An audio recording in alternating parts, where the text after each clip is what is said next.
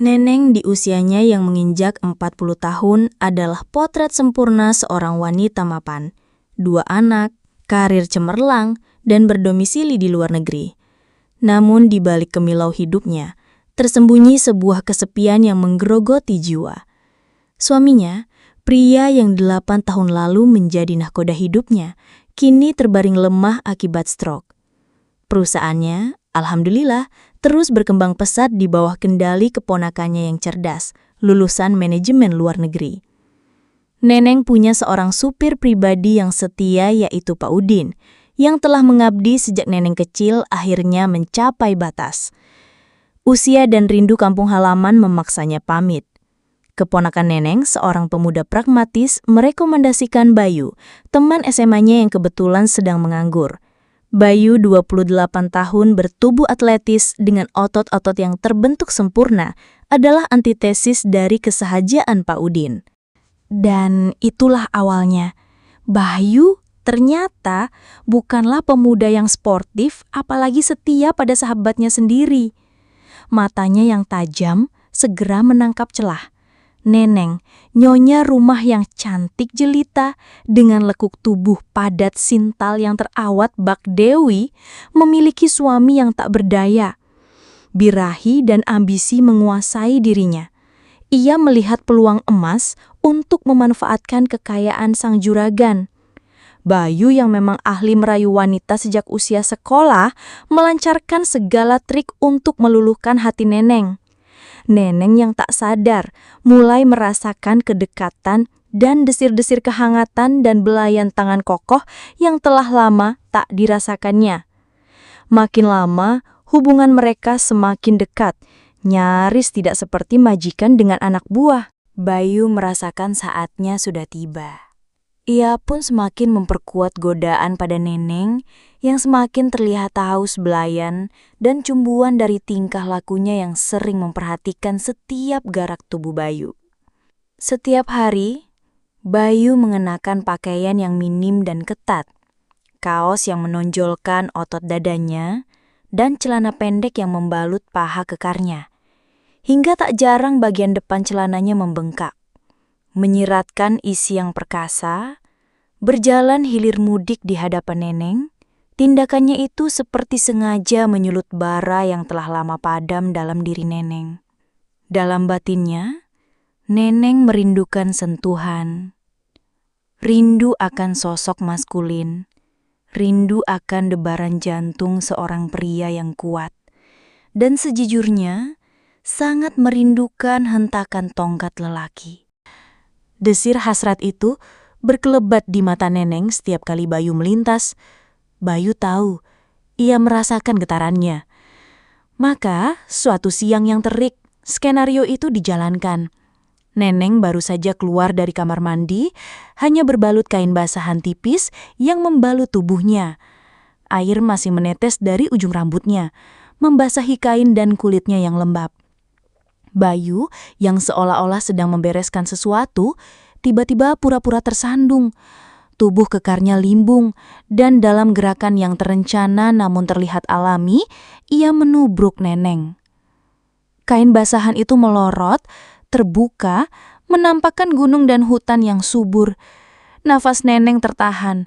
Sebelum ia sempat bereaksi, Bayu sudah berbuat seolah terjatuh.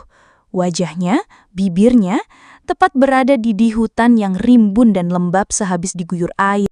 Tanpa jeda, tanpa ragu, Bayu langsung beraksi, menyapu hutan yang lembab itu. Sentuhan yang sangat mengejutkan setelah 8 tahun lamanya puasa membuat Neneng meledak. Ia tak lagi peduli. Kesadaran akan batas telah lama terkikis oleh dahaga yang mengeringkan jiwa. Neneng yang terjatuh duluan menjerit kecil. Apa yang selama ini tertidur, meregang, otot-ototnya yang sudah lama tidak berolahraga, kini berdenyut liar. Awalnya ia hanya pasrah, namun kemudian ia mengganas. Kepala Bayu yang jatuh duluan ditekannya dengan ganas, seperti ingin membalas dendam. Suara kecipak basah dari tanah yang becek membuatnya makin mengganas, hingga akhirnya dia kehabisan tenaga, namun sangat puas karena dendamnya selama 8 tahun terbayarkan.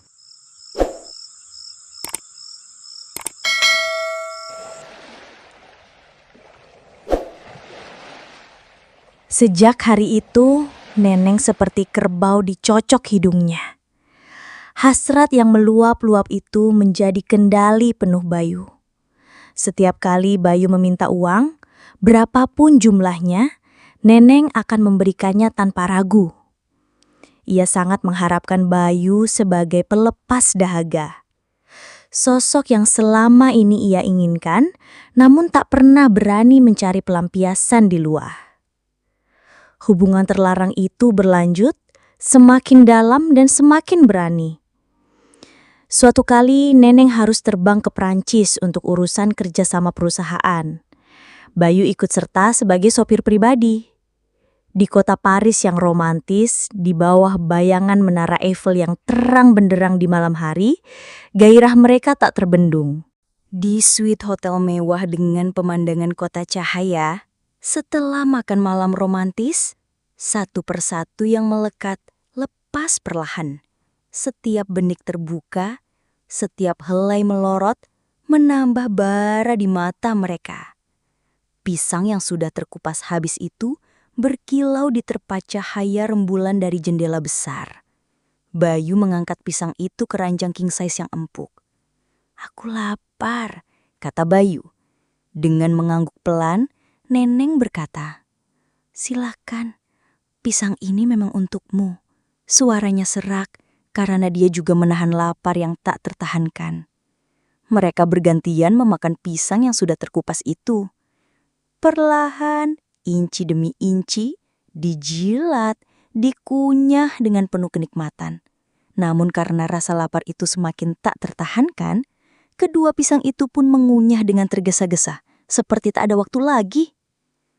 "Kenyang sayang," kata Neneng pada Bayu yang tersandar kekenyangan. Jawab Bayu dengan mulut tersenyum puas.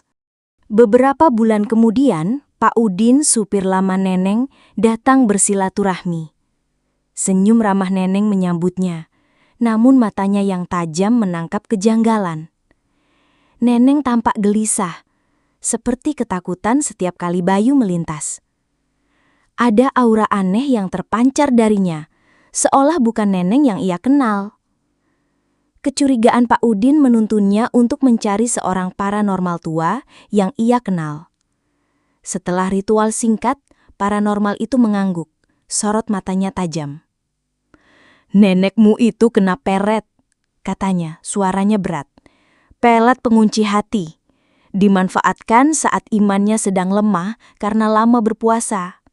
Paranormal itu kemudian melakukan ritual khusus dan memberikan sebotol air putih yang dibungkus plastik kepada Pak Udin, berpesan agar air itu diberikan kepada Neneng. "Biarkan dia meminumnya saat sendirian. Insya Allah kami akan melihat perubahannya." Pak Udin meletakkan air itu di meja samping tempat tidur Neneng, lalu pergi. Malamnya, Neneng yang merasa tak enak badan dan gelisah, mengambil air itu dan meminumnya hingga tandas. Sesaat setelah air melewati kerongkongannya, sebuah kesadaran yang menampar jiwanya datang.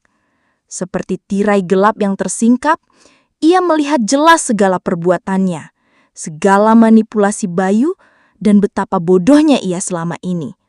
Marah, murka dan jijik menjadi satu. Pagi itu, Neneng memanggil Bayu ke hadapannya. Wajahnya merah padam, matanya menyala. "Bayu, keluar dari rumahku sekarang juga!" teriak Neneng, suaranya bergetar menahan amarah. "Aku tahu apa yang kau lakukan padaku. Kau pemeras, kau menggunakan pelet." Bayu terkejut, wajahnya pias. "Nyonya, apa maksudmu? Aku tidak mengerti. Jangan pura-pura bodoh, aku punya bukti."